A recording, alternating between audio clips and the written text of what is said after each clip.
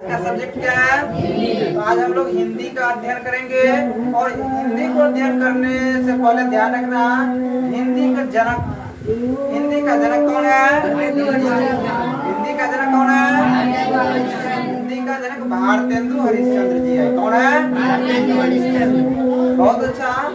आज हिंदी में हम लोग क्लास 8 का हिंदी है और अध्याय 12 में पढ़ेंगे विक्रमशिला। क्या है? विक्रमशिला, जो एक विश्वविद्यालय रह चुका है। क्या रह चुका है?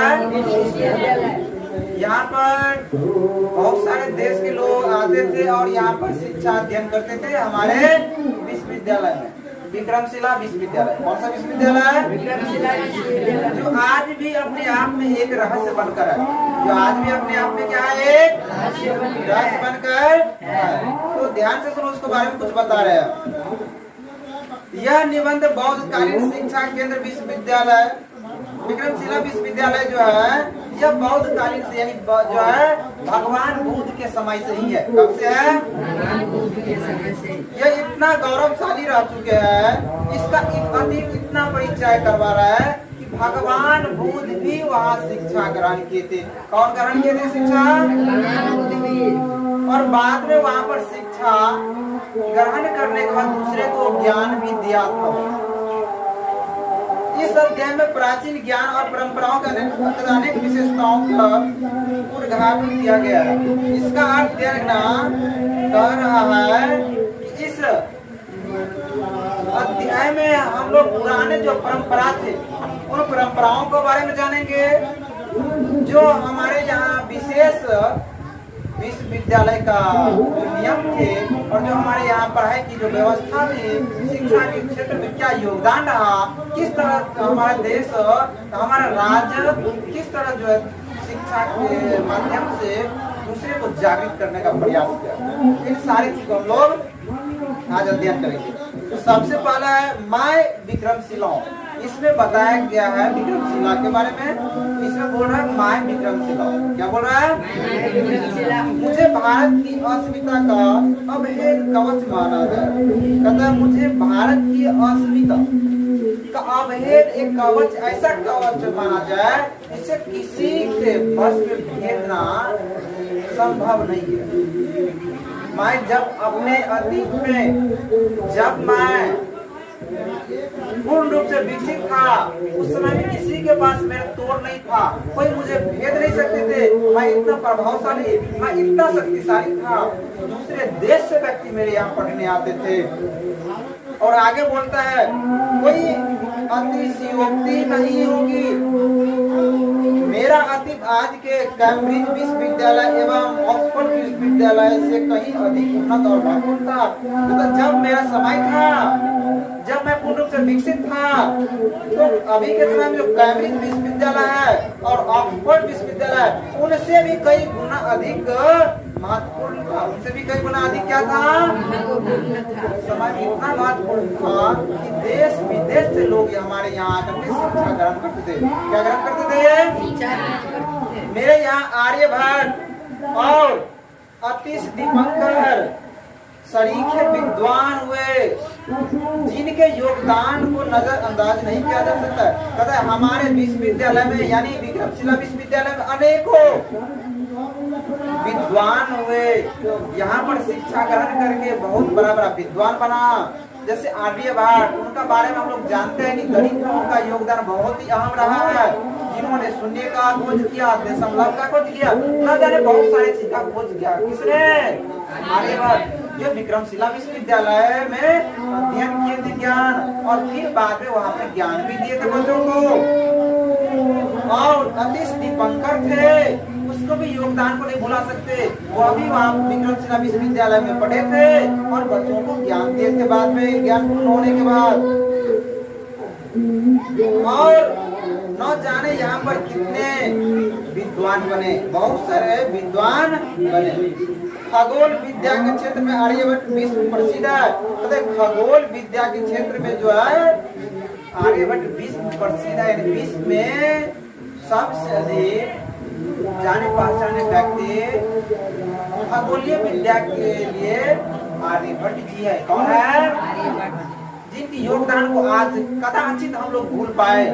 जो हम लोग के क्षेत्र में बहुत सारे ज्ञान के क्षेत्र में, खगोलीय क्षेत्र में बहुत सारे ऐसे चीजों को वर्णन किया है जो व्यक्ति आने वाले पीढ़ी तक उनका जो है आदर से मान सम्मान सहित नाम लिया जाएगा।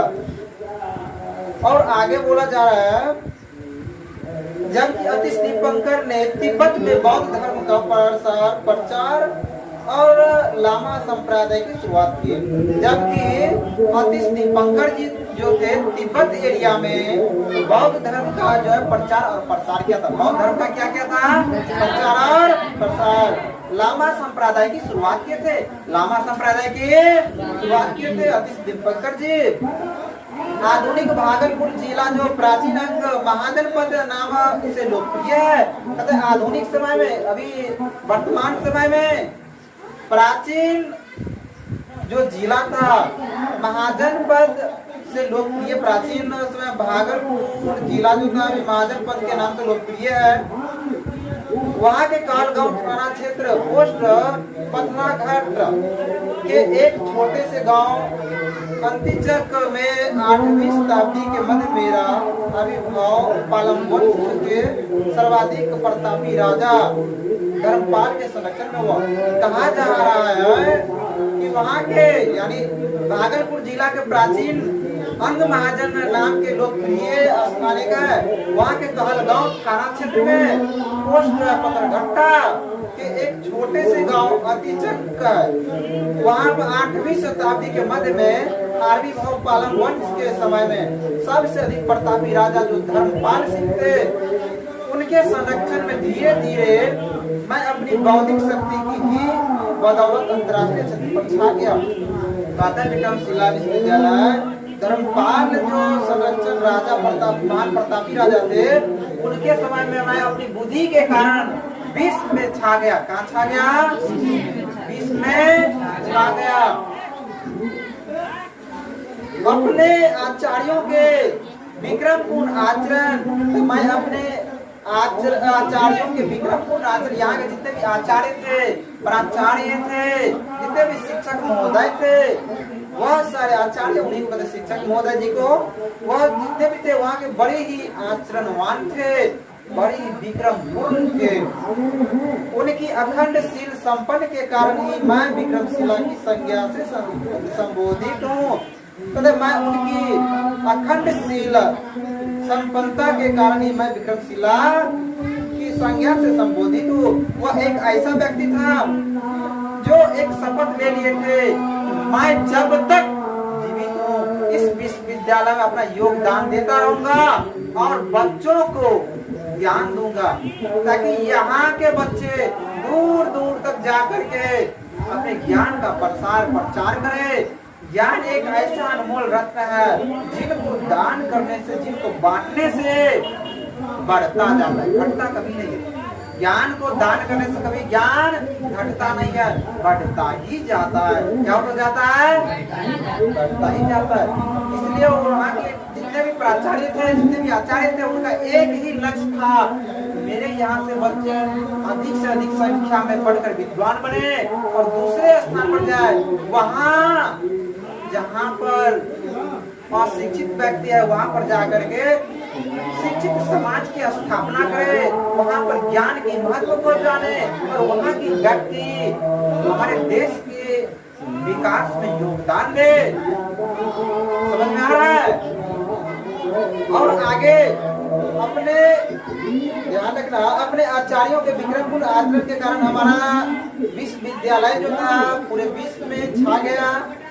वहाँ के जितने भी शिक्षक थे अखंडशील थे, जिस कारण से उसके विक्रमशिला के नाम से संशोधित किया गया। इस विश्वविद्यालय का नाम विक्रमशिला पड़ गया। किंवदंती है कि विक्रम नाम यक्ष को दमित कर इस स्थान पर विहार बनाने के कारण मेरा नाम विक्रमशिला पड़ा। कहता है, कहा गया है कि वहाँ की एक कहावत है, पहले उस स्थान पर एक दैत्य रहता था क्या रहता था? जिनका नाम था विक्रम। क्या नाम था? वहाँ की राजा उसे यानी यक्ष यक्ष जो होता है दैत्य प्रजाति का ये होता है, परंतु वो क्रूर नहीं होता होता है, उसे पराजित किया और वहाँ पर वह विहार की स्थापना की। किसकी स्थापना की? और उसी के कारण से उसका नाम विक्रमशिला पड़ गया। उस स्थान का नाम क्या पड़ गया? और वहाँ पर जो यूनिवर्सिटी थी, कॉलेज, उनका नाम भी पड़ गया विक्रमशिला विश्वविद्यालय। मेरे प्रांगण में 6 महाविद्यालय विद्यमान थे, तब विक्रमशिला विश्वविद्यालय में उन्हीं के प्रांगण में यानी उसके अंदर 6 महाविद्यालय है। कितने विद्यालय? जहाँ अलग अलग द्वार पंडित नियुक्त किए गए थे, वहाँ पर अलग अलग 6 जो महाविश्वविद्यालय थे, 6 महाविश्वविद्यालय में अलग अलग द्वार पंडित थे। अलग अलग द्वार पंडितों के समक्ष मौखिक परीक्षा में उत्तीर्ण होने वाले छात्र ही मेरे प्रांगण में प्रवेश पा सकते थे। तो वहाँ पर द्वार पंडित जो होते थे उनके सामने जितने भी स्टूडेंट होते थे, छात्र होते थे, उनकी परीक्षा ली जाती थी, मौखिक परीक्षा। उससे कोई प्रश्न पूछते थे, उनकी जवाब दिया जाता था बिना देखे। वह जवाब जो देते थे इसमें उत्तीर्ण हो जाते, जो सही सही जवाब देता उनको उसके यहाँ प्रवेश होता था, उनके यहाँ नामांकन होते थे, वह व्यक्ति वहाँ पर पढ़ते थे। वहाँ पर द्वार पंडित आचार्य ज्ञान की विभिन्न शाखाएं हैं। देखो यहाँ पर जितने भी द्वार पंडित थे सब जो है आचार्य ज्ञान की विभिन्न शाखाओं, जैसे यहाँ पर बहुत सारे ज्ञान की शाखाएं तो बहुत सारी चीजों को ज्ञान दिया जाता था। जैसे यहाँ पर देखो कुछ ऐसे भी ज्ञान दिए जाते, तंत्र का ज्ञान दिया जाता था, तंत्र मंत्र जो होता है उसमें तंत्र का ज्ञान दिया जाता, योग का ज्ञान दिया जाता था, न्याय का ज्ञान दिया जाता है। जो अभी हम लोग कोर्ट वकील के नाम से जानते हैं, कोर्ट जाते हैं वहाँ पर न्याय किया जाता है। हालांकि उनको हम लोग पढ़ते हैं सामाजिक में, पॉलिटिकल साइंस। आगे देखो काव्य की जो वहाँ पर रचना और उनकी व्याकरण इत्यादि को जो परंपरागत ज्ञान दिए जाते थे। वहाँ पर केंद्रीय महाविद्यालय के द्वार पंडितों को मेरे आधार पर स्तंभ की श्रेणी में रखा जाता है। वहाँ पर केंद्रीय महाविद्यालय के द्वार पंडित को मेरे ही आधार पर, मेरे ही श्रेणी में रखा जा सकता था। मेरे ही श्रेणी में, वह भी मेरे ही समान प्रताप थे। केंद्रीय महाविद्यालय में देखो आगे और क्या हो रहा है। यहाँ उल्लेखनीय है कि हरिभद्र मेरे प्रथम आचार्य कुलपति थे। कहते हरिभद्र यहाँ के जो थे आचार्य, वहाँ पर कुलपति थे मेरे समय में। क्या थे? नालंदा विश्वविद्यालय के आचार्य शांति रक्षित के शिष्य होने के नाते कहीं कहीं हरिभद्र को शांति भद्र भी कहा।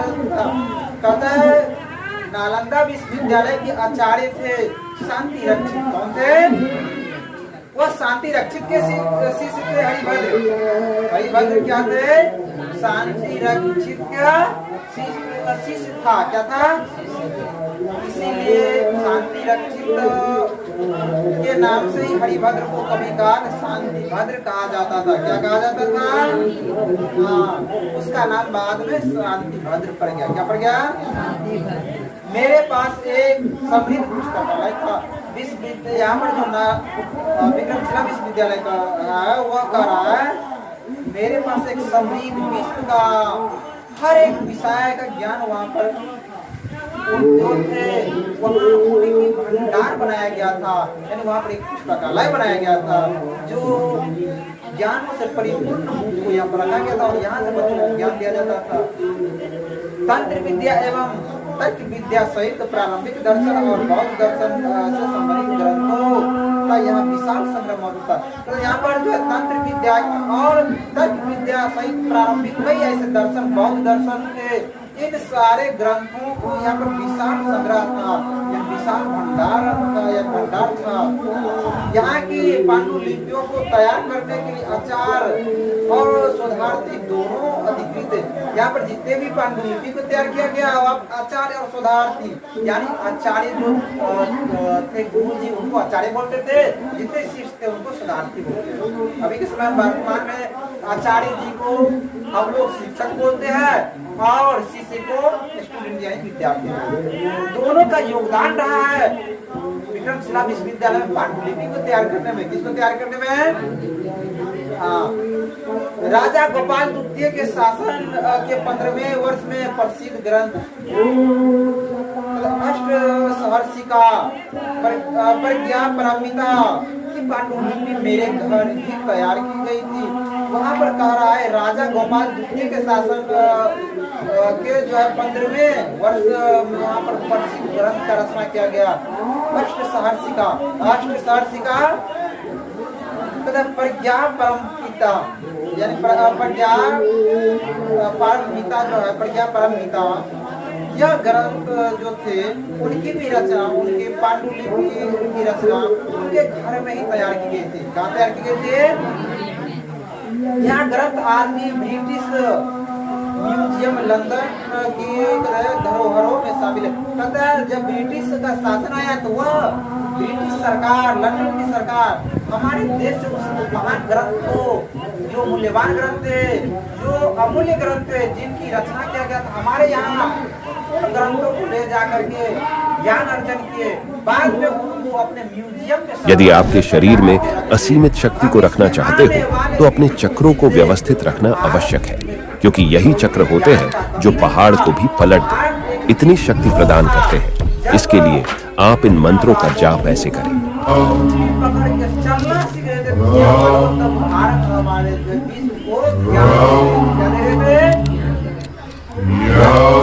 हमारे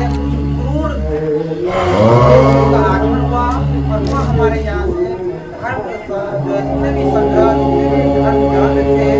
जितने भी हमारे यहाँ पवित्र ग्रंथ और पांडुलिपि की रचना किया गया था बच्चों को शिक्षित करने के लिए, बहुत सारे महत्वपूर्ण लोगों को विदेशियों ले गया और अपने देश में ले जाकर के म्यूजियम में आज भी सजा करके रखे हुए। आज भी क्या करके रखा है?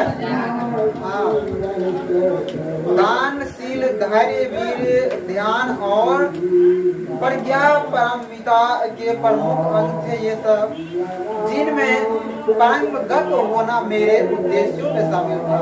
जिनमें पारंगत होना मेरे उद्देश्यों में शामिल था। इन सारे चीज पर मैं विजय पाना चाहता था।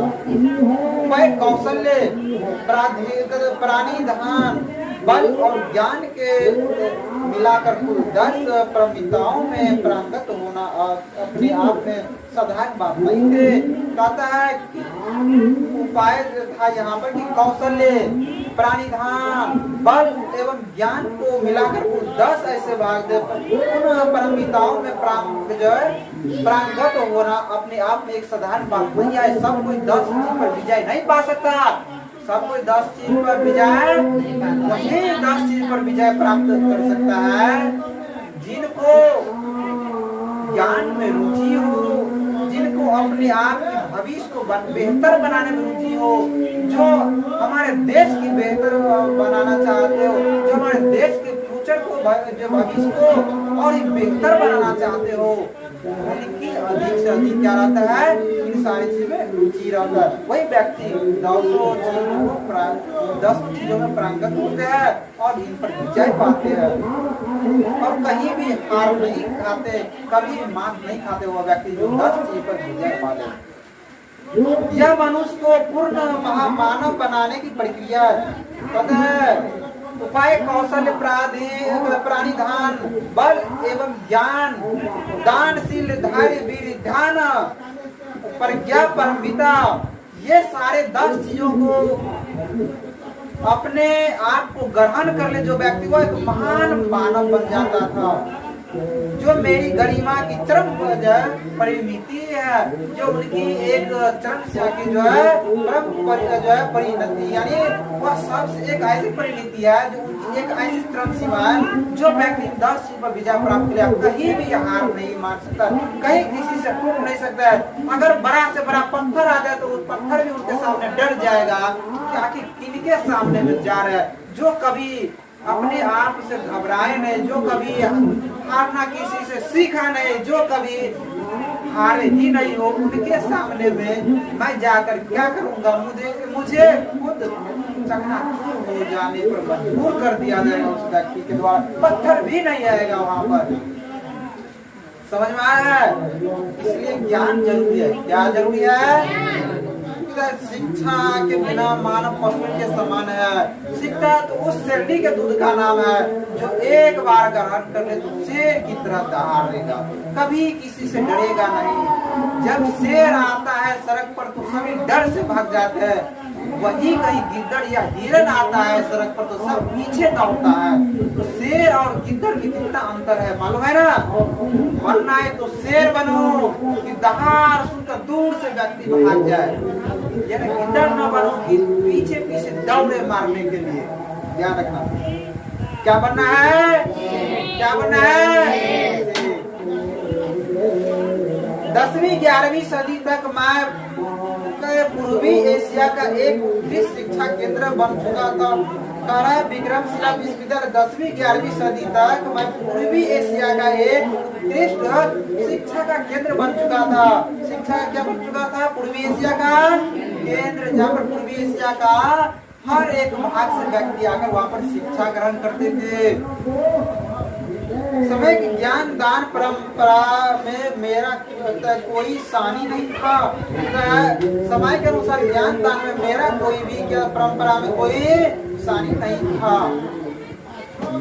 मेरे प्रांगण प्रवेश में प्राथमिकता वैसे विद्यार्थी को ही दी जाती थी जो मेरे यहाँ पूरे सत्र में नियमित शिक्षा व शोध कार्यों के आकांक्षी थे। मतलब मेरे यहाँ उस व्यक्ति को, उस विद्यार्थी को ही प्रवेश किया जाता था जो व्यक्ति उच्च शिक्षा प्राप्त करने योग्य होता था, उनको उच्च शिक्षा प्राप्त करने का आकांक्षी होता था।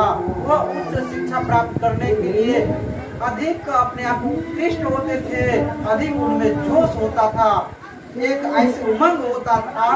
व्यक्ति को कोई भी चीज बोले तो वो इतना गौर से सुनता था, इतना गौर से उनको ध्यान देता था कि जैसे लगता था कोई हवा हमारे सामने चल रहा है और मैं उसको आराम से पार कर रहा हूँ। आगे देखो, प्रत्येक नामगत विद्यार्थी को कुछ समय के लिए भिक्षु वर्ग में रखना पड़ता था। कुछ यहाँ पर प्रत्येक नया व्यक्ति जितना भी आता था, नया विद्यार्थी, उनको कुछ समय तक भिक्षुक वर्ग में रखा जाता। किस वर्ग में रखा जाता था? हाँ, इसलिए रखा जाता था भिक्षुक वर्ग में ताकि उसे हर एक परिस्थिति का ज्ञान मिल सके, हर एक परिस्थिति को समझ सके, अमीर और गरीब में कभी भेदभाव न करे, कभी भेदभाव न करे। इसीलिए उनको भिक्षुक वर्ग में रखा जाता था। आगे देखना ध्यान से। फिर आचार्य अपने शिष्य को पुत्रवत मार्ग से बौद्ध सिद्धांतों से परिचित कराते थे। फिर आचार्य जो यहाँ के थे, जितने भी उनके शिष्य थे, उनको अपने पुत्र के समान मान करके उसे बौद्ध धर्म, बौद्ध के सिद्धांत जितने थे उनसे परिचित था, तो उनके बारे में उसे समझाते थे और बताते थे। क्या करते थे? और आगे तुम कुछ हो आगे ध्यान से देखो, कहता है ताकि वे मेरे उचार दर्शों पर खरे उतर सके। वो इस तरह इसलिए समझाते थे बौद्ध धर्म को ताकि मेरे आदेश पर खरे उतरे, जो मैं कहूँ वह विद्यार्थी करे। क्योंकि अच्छा विद्यार्थी वही होता है जो शिक्षक की बात मानता है, जो शिक्षक कहता है उसके कहे अनुसार चलते हैं, जो उनको आदेश को पालन करते हैं, वह व्यक्ति महान बन जाता है। वह व्यक्ति क्या बन जाता है?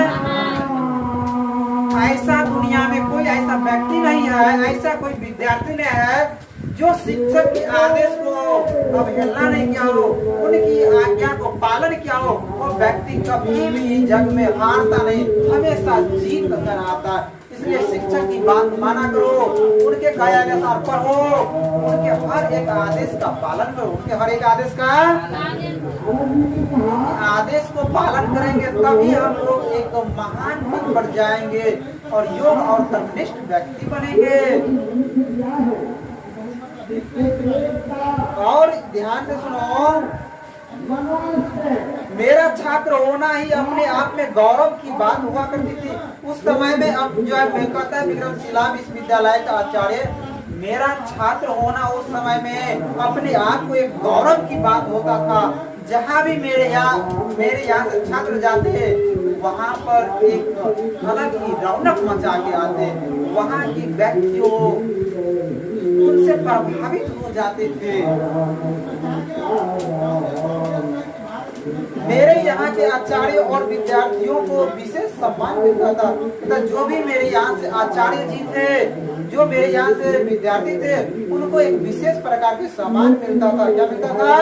सम्मान। तंत्र विद्या के अतिरिक्त व्याकरण, यहाँ पर तंत्र विद्या के अतिरिक्त व्याकरण पढ़ाया जाता था, न्याय पढ़ाया जाता था, सृष्टि ज्ञान पढ़ाया जाता था, शब्द विद्या पढ़ाया जाता था, शिल्प विद्या पढ़ाया जाता था, चिकित्सा विद्या पढ़ाया जाता था, सांख्य पढ़ाया जाता था, वैशेषिक पढ़ाया जाता था, आत्म विद्या पढ़ाया जाता था, विज्ञान पढ़ाया जाता था, जादू टोना पढ़ाया जाता था, चमत्कार विद्या पढ़ाया जाता था।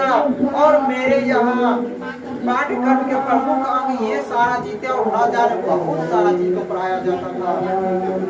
कक्षा की व्यवस्था और उसके समय निर्धारण के लिए अलग अलग से आचार्य नियुक्त थे। उस समय में उनके यहाँ कक्षा में ध्यान रखना, कक्षा की व्यवस्था अलग अलग से किया गया था हर विषय को पढ़ाने के लिए। और उसके समय में वहाँ पर जितने भी आचार्य थे, उनको हर एक कक्षा में हर एक विषय के लिए अलग अलग टीचर को, यानी अलग अलग जो शिक्षक को नियुक्ति किया गया था। यहाँ पर अध्यापन का माध्यम संस्कृत था। वहाँ पर जो ज्ञान दिया जाता था वह संस्कृत भाषा में। कौन सी भाषा में? वर्तमान में सरकार की सकारात्मक सोच एवं पुरातात्विक विभाग के अथक प्रयास से मैं वर्षों गुमनाम रहने के बाद एक बार फिर सुर्खियों में आ गया हूँ। कहता है वर्तमान में मैं तो शिक्षा देने के बाद हो चुका था, परंतु बाद में धीरे धीरे सरकार जो सकारात्मक सोच मुझ पर डाला, सरकार जब मेरे यहाँ बच्चों को एडमिशन दिया तो वहाँ पर फिर से मेरा सोच, सरकार का सोच बदल गया। पुरातात्विक विभाग जितने भी थे उन सब का मतलब प्रयास से मेरा जो खोया हुआ नाम था फिर से एक बार सुर्खियों में आ चुका, फिर से मैं जागृत हो चुका। ऐसा फिर से मैं एक शक्तिशाली पाठ्यक्रम बन चुका। पुरातात्विक खनन से मेरे प्राय सभी इमारतों की प्राप्ति हो जाने की आशा प्रबल हो गया। कहता है पुरातात्विक खनन से मेरे जितने भी इमारत थे जो धस गए थे उन सारे को प्राप्ति हो जाने की मुझे आशा है। मुझे आशा यानी मुझे भरोसा है। यह 50 फीट ऊंची एवं 73 फीट चौड़ी इमारत के रूप में प्रधान चैत्य प्राप्त हुए। कहते यहाँ पर एक पुरातात्विक खनन किया तो 50 फीट ऊंचा, 50 फीट और 73 फीट चौड़ी इमारत के एक जो है प्रधान चैत्य प्राप्त हुआ। यानी एक वहाँ पर जो पहले का चीफ था वहाँ पर एक साक्ष्य प्राप्त हुआ। 50 फीट ऊंची और 73 फीट चौड़ी एक बहुत बड़ा कक्ष जो वहाँ पर इमारत थे उनकी एक साक्ष्य प्राप्त हुआ। 4.5 फीट की भूमि स्पर्श मुद्रा में भगवान बुद्ध की प्रतिमा प्राप्त। कहता है 4.5 फीट की जो है भूमि तोड़ा गया तो यहाँ पर एक मुद्रा में जो है भगवान, यहाँ पर एक मुद्रा का सिक्का, वहाँ पर एक सिक्का में भगवान बुद्ध की प्रतिमा प्राप्त। भगवान बुद्ध की तस्वीर थे उसमें। पूर्वी और पश्चिमी भवन में पद्मासन पर बैठे अब लोग केंद्रेश्वर की कांस्य प्रतिमा प्राप्त हुई। और वहाँ पर पूर्वी और पश्चिमी भवन में जो पद्मासन पर बैठे हुए हम लोग केंद्रेश्वर और कांस्य प्रतिमा, कांस्य की जो है कांस्य एक राजा थे उनके प्रतिमा प्राप्त हुई। कांस्य कुशवाहा वंश के राजा थे। कदम पानी एवं मैत्रेय की प्रतिमा मिली। वहाँ पर कदम पानी एवं मैत्रेय जो थे उनकी एक प्रतिमा प्राप्त हुई यानी मूर्ति। कुछ क्षतिग्रस्त शिले भी प्राप्त हुई। कुछ ऐसे क्षतिग्रस्त शिला थे वह शिला भी प्राप्त हुआ। शिला अनेक महत्वपूर्ण वस्तुएं के प्रकाश में आने की संभावनाएं बढ़ती जा रही। जितना ग्रहण होता था उतने नए नए वस्तुओं को सबके सामने आने की वहाँ पर संभावनाएं बढ़ती जा रही थी। जितना ग्रहण होता था उतना कुछ न कुछ नया ज्ञान प्राप्ति होता था। 10,000 छात्र, 1,000 अध्यापक जहाँ रहे हो, मतलब वहाँ पर 10,000 छात्र विद्यार्थी रहते थे और 1,000 शिक्षक रहते थे। 1,000 उनकी भव्यता एवं विशालता के संबंध में कहा था वहाँ पर अस्थायी रूप से बच्चों जो पढ़ने आते थे 10,000 विद्यार्थी वहाँ पर रहते थे दिन रात और 1,000 शिक्षक रहते थे। उसकी भव्यता मालूम करो कि 10,000 विद्यार्थी और 1,000 शिक्षक रहते थे। कितना बड़ा विश्वविद्यालय होगा, कितना बड़ा। आगे हम लोग पढ़े, कहता है वास्तव में कई दृष्टिकोण से मैं एक अद्भुत एवं अलौकिक विश्वविद्यालय देखा था। वास्तव में मैं कई दृष्टिकोण से मुझे जांच पड़ताल करने के बाद पता चला, पुराने समय में तो ऐसे था, परंतु जांच पड़ताल करने के बाद फिर से मालूम चला मैं अपने आप एक ऐसा अद्भुत अलौकिक विश्वविद्यालय था जिनका तोड़ किसी के पास था, जिनका तोड़ किसी के पास। 13वीं सदी के आरंभ में तुर्कों के आक्रमण के कारण मेरा सर्वनाश हो गया। 13वीं सदी के आरंभ में जितने भी तुर्क थे उनके आक्रमण के कारण मेरा सर्वनाश हो गया। मेरा क्या हो गया? धर्मवश गीला समझे जाने के कारण ही मेरा यह वर्ष हुआ। उन 13वीं सदी में जो वहाँ पर तुर्क के आक्रमण कार्य थे उनको इतना भव्य, इतना विशाल विश्वविद्यालय था, उसे लगा किला है, वहाँ पर राजा भवन रखता है। उन्होंने क्या किया, उस पर आक्रमण कर दिया, किला समझ करके। क्या समझ करके आक्रमण कर दिया? और इसी कारण से इसका अंत हुआ। तोप तोड़ दिए, क्षतिग्रस्त कर दिए, उन्होंने तोप चलवा दिए और वहाँ के मुख में आग लगाए। तब नासिरी नामक ग्रंथ में मेरे विध्वंस का जीवन वर्णन किया जाता है। तब नासिरी नाम के एक ग्रंथ है, उसमें विक्रमशिला विश्वविद्यालय के ध्वंस होने का वर्णन किया गया है। कैसे ध्वंस हो गया उनका सारा वर्णन किया गया है। धर्म स्वामी नाम एक तिब्बती लामा में मेरे पतन का वर्णन अत्यंत ही मार्मिक तरीके से किया गया। वहाँ पर धर्म स्वामी नामक एक तिब्बती लामा ने जो है मेरे पतन का एक वर्णन किया है। वहाँ पर एक मार्मिक तरीके से जो है उनके वर्णन किया है। आप जब कभी भी शैक्षणिक परिभ्रमण का मन बनाए तो मेरे आंगन में जरूर पधारे। वहाँ विश्वविद्यालय के प्रांगण में जितने भी शिक्षक है, वहाँ पर जितने भी व्यक्ति है, वहाँ की व्यक्ति का कहना है आप जब भी परिभ्रमण आप घूमने आए, टूर पर आए तो मेरे यहाँ अवश्य आए और मेरे यहाँ कैसे बच्चों को ज्ञान दिया जाता, किस प्रकार मेरे यहाँ प्राचीन समय में पढ़ाया जाता था, किस प्रकार शिक्षा की व्यवस्था था, उनकी सारे विषयों का अध्ययन करे।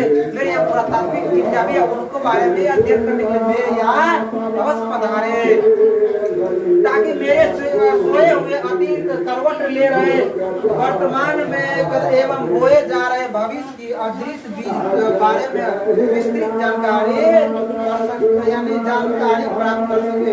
कह रहा है कि जो मेरे अतीत सो चुका है, करवट ले चुका है, उसके बारे में आप लोग जानकारी प्राप्त करके दूर तक बताएंगे। भविष्य में व्यक्ति मेरे यहाँ फिर से पधारेंगे, मेरे यहाँ जितने भी ज्ञान सोया हुआ ज्ञान उनको जागृत होने का मौका मिलेगा और इनकी जानकारी दूर तक विस्तृत होगा और व्यक्ति इस माध्यम से और पढ़ने में रुचि रखेंगे। फिर से भारत को एक विश्व गुरु बनने का मौका मिलेगा, फिर से भारत विश्व गुरु बनेगा। हालांकि अभी के समय में भारत विश्व गुरु की ओर जा रहा है। एक पर एक दूर जो है बच्चा सब पढ़ करके ज्ञान लेकर के यहाँ पर आ रहे हैं, पढ़ रहे हैं। भारत एक विश्व गुरु की ओर जा रहा है। किसकी ओर जा रहा है? कामना करते हैं, स्वागत करते हैं भविष्य को कि आए, फिर से हाथ फैलाए हुए हैं यहाँ की बच्चों की ओर आए। आप लोग भारत का भविष्य, आप लोग क्या है? भारत का। और आप लोग शिक्षा के क्षेत्र में योगदान देने के लिए अपने आप को परिपूर्ण बनाए। ज्ञान के क्षेत्र में क्या बनाइए?